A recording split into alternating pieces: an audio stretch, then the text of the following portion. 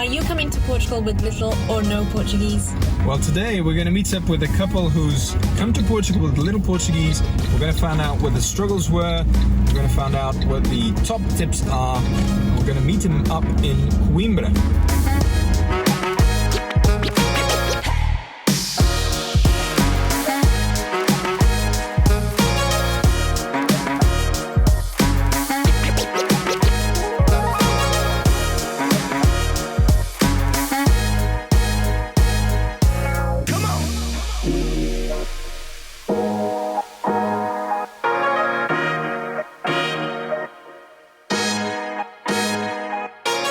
Here they are. Let's Hey. meet them. Hola, hello. I'll disappear. Good, how are you? Doing well, really well. Ah, lovely to meet you in the flesh. I know, right? It's good to IRL. Excellent. Right, so this is Josh and Kalie from Expats Everywhere. What is up, guys? Can you tell us a little bit about yourselves and Expats Everywhere? Yeah, so I'm Josh, this is Kalie. We have a channel called Expats Everywhere, where we talk about expat living everywhere. So for us, an expat is someone who lives in a place for some time. Doesn't mean that they're moving to a new country permanently, but they're living somewhere as a foreigner. So currently we're obviously in Portugal, but we do like to show videos like Josh said about expats everywhere, so all around the world. But we live in Portugal, so we vlog about that. We help people who want to move here and things like that. Yeah, we've dug into Portugal a lot over the past year. We've put out probably a good 85% of our content this past year has just been on Portugal. And that's how long you've lived here? 1 year, It's been 1 year, just recently a 1 year anniversary. Yeah, last week. Wow, oh, congratulations. And how do you Yeah. find it?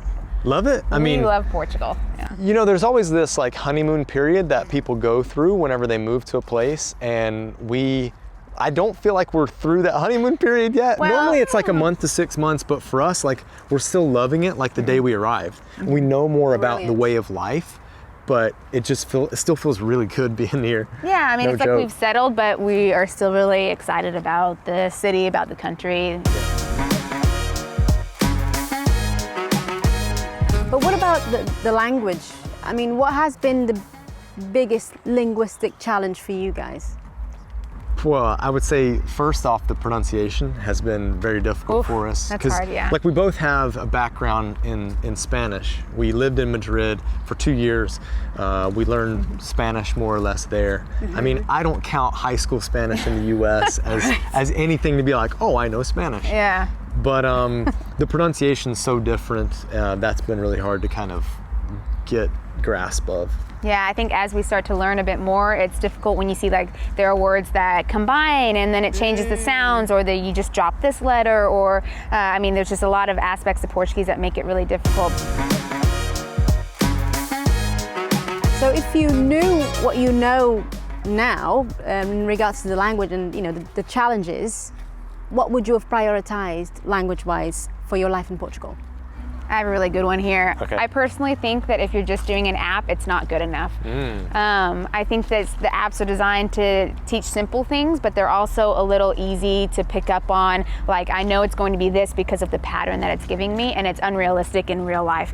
So I think you need to prioritize, use the apps to help with vocabulary and practice, but I think you need to prioritize something harder, like your course actually. Yeah, it's actually a better way of learning, because you think you have it by the apps, but then you get here and you hear the pronunciation and it's just totally different.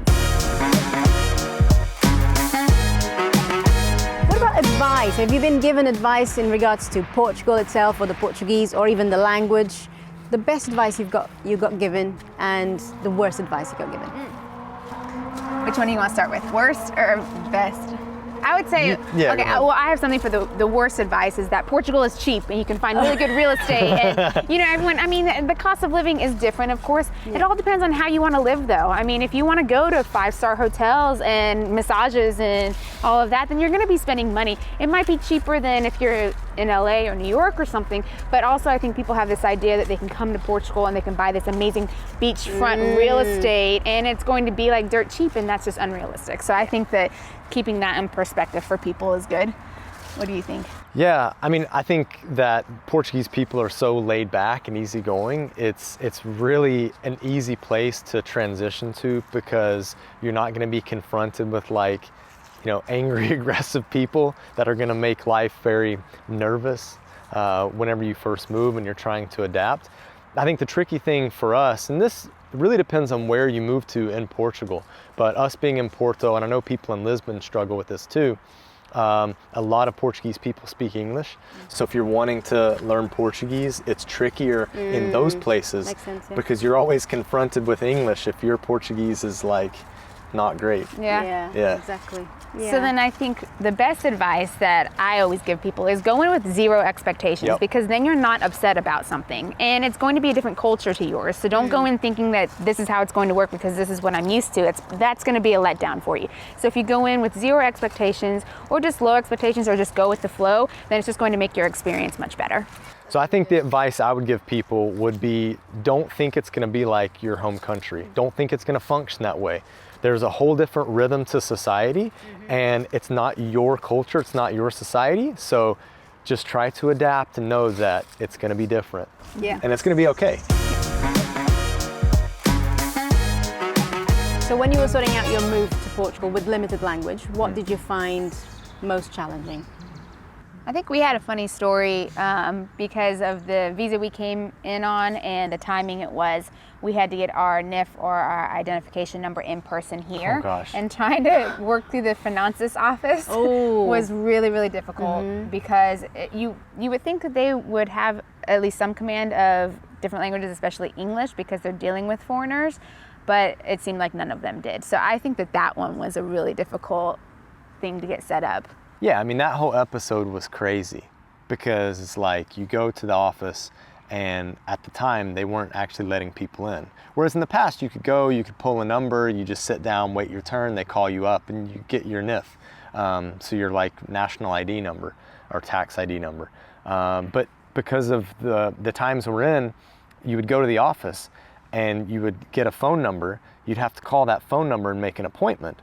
But the people that you were speaking with didn't know English, so you're having to communicate this type of stuff in Portuguese, which On the phone, which is harder. On the phone, so you're not able to see the lips move. And you know, I stumbled my way through and kind of explained what we needed, but then I think the person on the other line just kind of got so frustrated with me and my limited English or limited Portuguese that they were just like, yeah, call back.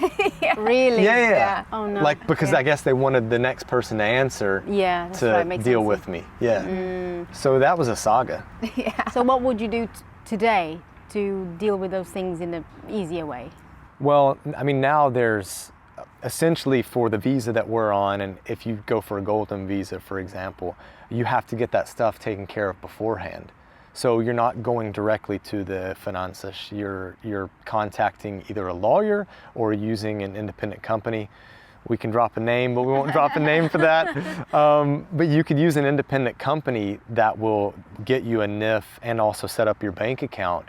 And those are two things that are required when you're going through the application process. Right. As far as the language goes, I would say that when you know you're going to be setting up certain things, there's going to be technical terms that you're just not going to know. So maybe look those up, have a list with you of what those words are. So if you do have to talk to someone on the phone about something that might have to do with banking or a tax ID number or something, that you at least have some of those key words that you can throw out there to at least get through. Yeah, and something I've noticed is, and we were confronted with this when we first moved and not prepared at all, was going into the grocery store. Because obviously when you first move to a place, hey, you need to eat. Like, you're not going to be going just to the cafes and restaurants, you're going to stock your fridge. And there's definitely a set of lexicon that's used repetitively in grocery stores. You get to the checkout, they're going to ask for a certain set of things. They're going to ask if you need a bag. They're going to, well, they might, you know, tell you the price of your bill. Then you need to be able to say, I'd like to pay with cash or a card. Yeah. Well, And your definitely NIF say, number too. and then they'll ask contribuinte. Yes. contribuinte, or they'll ask, what was the other word?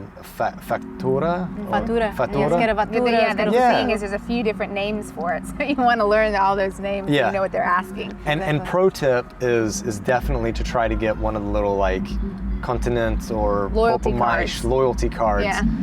And then it's usually It's in connected, the card so you just connected. say, yeah, that's the number, use that. Yeah. That's right. So what would you say are the top 3 things a person should do as soon as they move into Portugal? Number 1, get internet.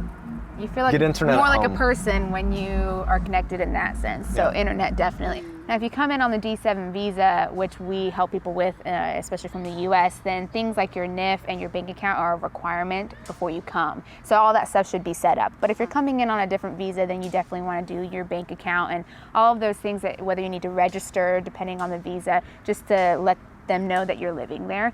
You definitely want to do those things. And the grocery shopping thing, like you're gonna go get your groceries pretty soon after. So be ready for that. Yeah. Hey Carla, why don't we put a list together of those vocabulary things that they just mentioned, and then people can access that at ptwithcarl.com/essential. Yeah, that would be Good idea. So having lived here in Portugal for 1 year, what would you say are the top 3 things a person should do to learn Portuguese? That's a good question. Yeah, I mean, apps will only get you so far. So I think getting into a dedicated course like yours, I mean, I think we kind of laugh and joke when we say that, but it's true. Your course is awesome. Like, we've loved using it. But I think getting into a course like that is important. It's important not just with foundational things, but pushing your advancement in language more to where you can kind of work at your own pace, but with the specific reason in mind to get out on the streets and start talking to people, like to get out, because that's when you're really going to start making bigger strides. That's so true, actually applying it. So you definitely, you can't rely on the apps. I try to stress that heavily because you're only going to get so far and it's going to be quite beginner.